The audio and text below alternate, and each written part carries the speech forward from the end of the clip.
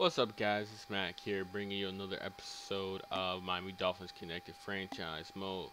We're coming here after taking another defeat by the Carolina Panthers in a blowout game, which no competition whatsoever was there. We're going to take this time, we're going to look at Duke Williams, who might be a prospect we might be interested in getting, with Louis Delmas getting burned and torched by Ted Ginn in that last game. Louis Delmas obviously coming off that ACL tear that he took in the 2013-2014 season. Uh, on that, another note, Christian Ponder coming off a 6-pick game, uh, majority by second string and third string players, regardless of how he threw them or why he threw them. 6 picks with no touchdowns in a preseason game against second stringers. It's not acceptable at all. And because of that, his future with the Miami Dolphins will be in jeopardy. Another move we're planning to make is we are going to start looking at Logan Thomas, see what he has and shows as a prospect. But looking back at the stats of that game, you can see Christian Ponder with a 16.1 quarterback rating. I don't even think Tim Tebow had a lower quarterback rating than that. 206 yards, 0 touchdowns, 6 interceptions. That's just unacceptable. Rushing the ball, obviously it was a lackluster day, but we did better than last week against the Bears. Got 22 yards rushing from Jay Ajayi. But big news of the game was Devontae Parker with 5 catches, 131 yards, 26.2 yards a catch average. That is actually fairly good for the rookie. Obviously, Devontae Parker being 6'3" is able to make those long, deep grabs. Pinning of the throw is perfectly made or not. Majority of those throws Devontae Parker have come from Christian Ponder, but Christian Ponder needs to work on his interception throwing as well as his accuracy. Excuse me.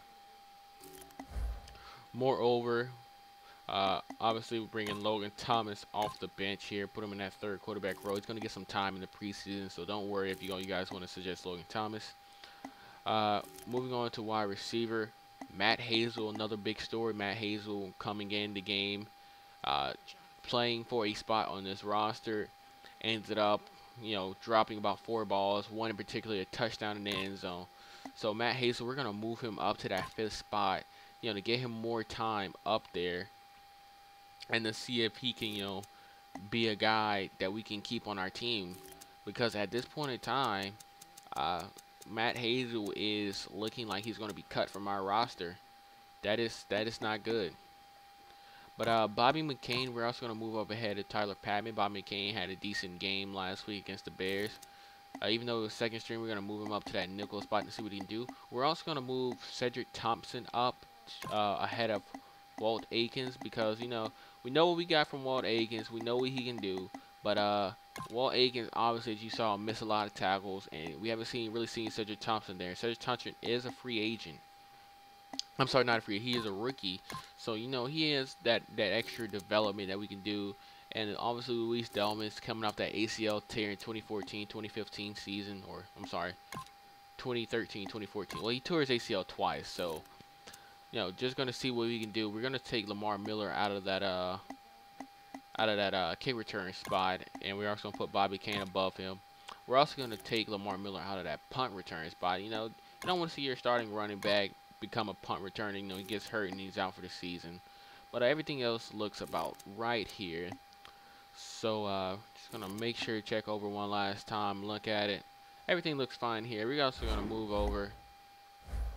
And I'm pretty sure I'm going to put Christian Ponder.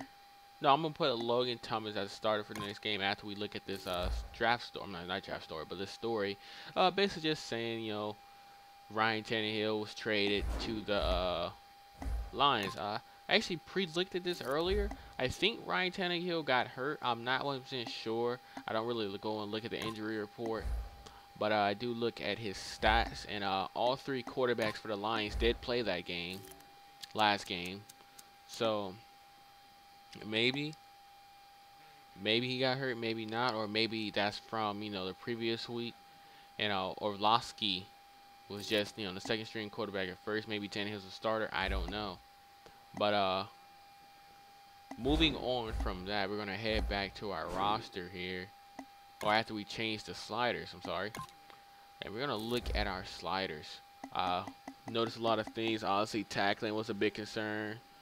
But rushing the ball, we had actually a better chance at rushing with J.A. which is very nice to have. You know, nice to have that 1-2 back combo and Lamar Miller, J.A. But obviously, we need to get our offensive line more beefed up in the draft, as well as free agency next year to see if we can make any improvements. What I'm going to do now is I'm going to go back to my roster here, and I'm going to go put Logan Thomas as that starter, see how he does with that starting team for next week's game. That would be kind of determining factor if he stays on the team. And if Logan Thompson does perform with that starter team, Christian Ponder's future on this team might be in jeopardy, guys. With that said, we're also going to move up Devontae Parker to that outside spot alongside Jarvis Landry, and then put Rashard Matthews, the 6-foot Rashard Matthews, in the slot. Continuing on, looks to be a steady defensive line.